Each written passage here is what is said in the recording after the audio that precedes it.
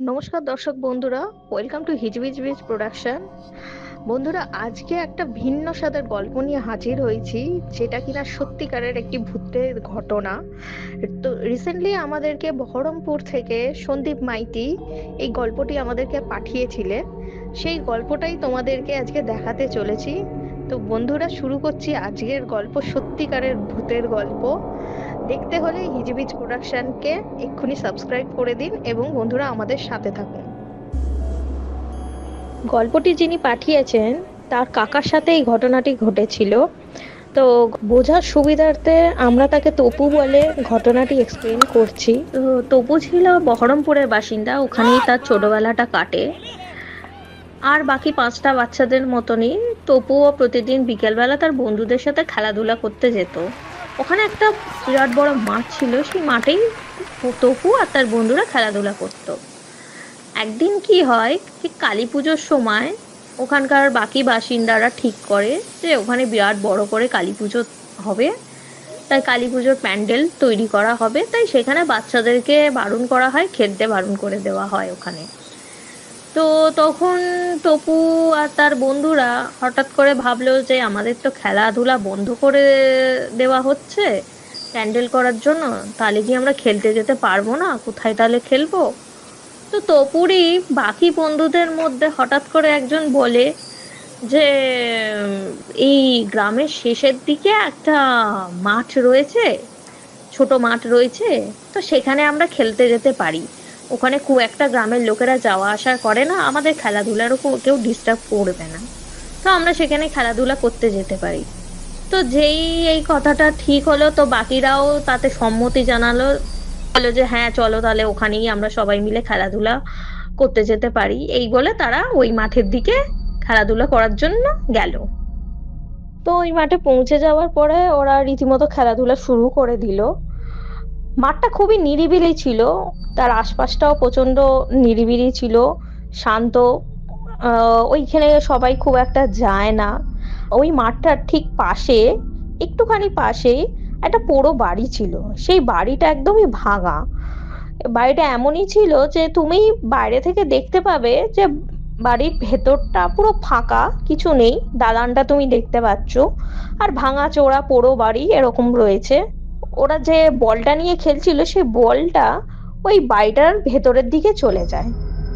তো বাকি বন্ধুরা যথারীতি তপুকে বললো যে তপু, তুই যা গিয়ে ওই বলটা নিয়ে আয়। তো তপু ও বলটা খুঁজছে বাড়ির ভেতরে।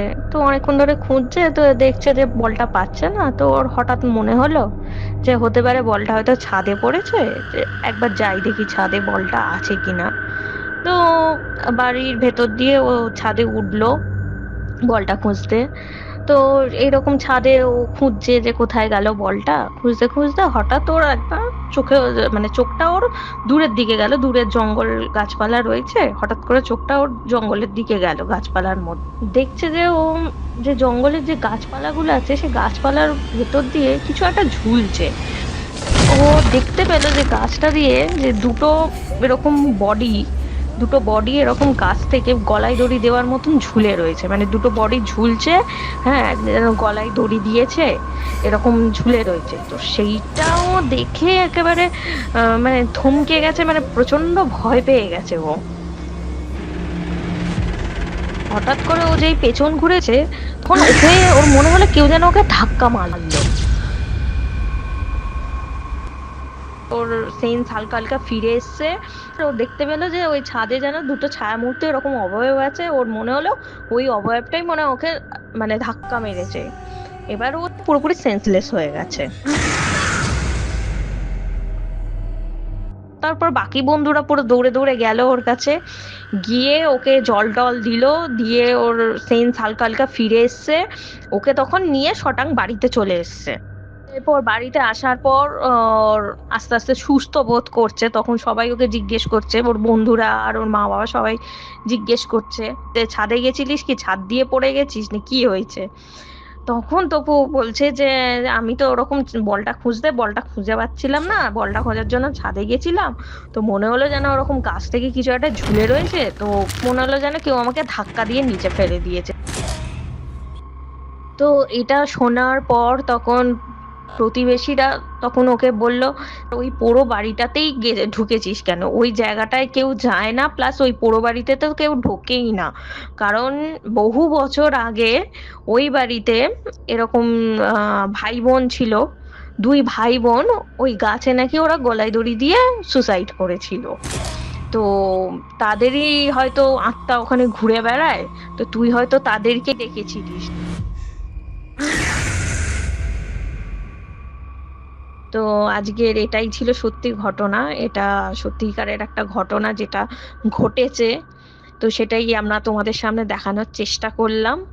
তো তোমাদেরও যদি এরকম কিছু গল্প থেকে থাকে যেটা তোমরা ফিল করেছো, অথচ তোমাদের কাছে কোনো আনসার নেই, কোনো এরকম কোনো সত্যিকারের যদি ঘটনা তোমাদের সাথে ঘটে থাকে, তো অবশ্যই আমাদেরকে আহ পাঠাতে পারো গল্প। সঙ্গে থেকো হিজিবিজবিজ প্রোডাকশনে। Thank you.